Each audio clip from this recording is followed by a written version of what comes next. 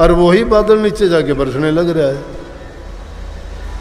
तो वो शक्ति इसी प्रकार से है, वो उसमें समाई हुई है। तो रोम रोम में हमारे इस प्रकार से जो रम जाते हैं। तो तीसरा अभ्यासी के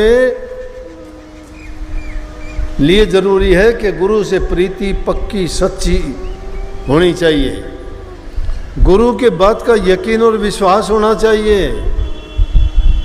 गुरु चाहे वो किसी भी रूप में उसको कहता है, वो वचन उसके लिए सब कुछ है।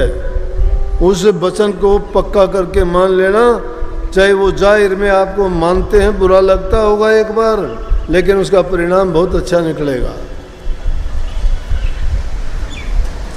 इसलिए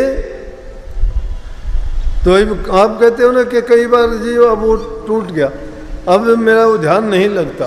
ध्यान कैसे लगे कि जो दिल तुमने पहले कभी गुरु को दे रखा था, जो कभी नाम में लगा रखा था, अब वो तुमने संसार में लगा लिया। और संतों ने तो ये कही है, जैसी लगे शुरू में, जैसी बिरह होती है ना इंसान को शुरू में, बड़ा सच्चा पक्का बन के आता है। जैसे गधे की आवाज़ सुनी है, बोलेगा तो बड़ा जोर से बोलेगा, फिर धीरे धीरे धीरे धीरे करके आहिस्ता हो जाए। शुरू में तो बड़ी बिरह, बड़ा प्यार दिखाते हैं, बड़ी बात करते हैं, और बाद में क्या होता है फिर कुछ नहीं। लेकिन वही प्रीति अगर आखिर तक कोई निभा देगा, उसका तो वार पार ही नहीं है। जैसी लगे शुरू में वैसी निभा दे ओढ़, अपनी तो क्या गिने वो त्यारा पुरुष की रोड। अपना उसका त्यारना तो कुछ नहीं है, वो तो लाखों करोड़ों लोगों को, दूसरों को त्यारने वाला बन जाएगा, लेकिन वो प्रीति रहती नहीं है।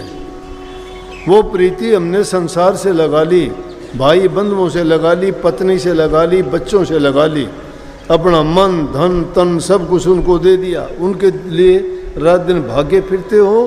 गुरु को चाहे कोई बात हो, तिथि नहीं पूछते कहाँ गुरु है।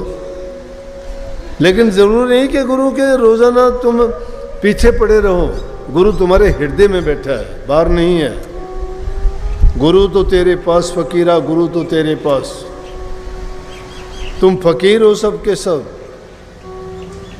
फकीर वो होता है जो संसार की चीज़ों से अलग होके और जिसके हृदय में प्रीति गुरु के प्रति जगा ले, वही फकीर है। लेकिन लकीर के फकीर नहीं बनना। हम तो वो चाहते हैं, दूसरों ने कह दी उन बातों को सोचते हैं कि उसको परमात्मा इस तरह से मिल गया, उसको इस तरह से मिल गया। अरे मिलने का तरीका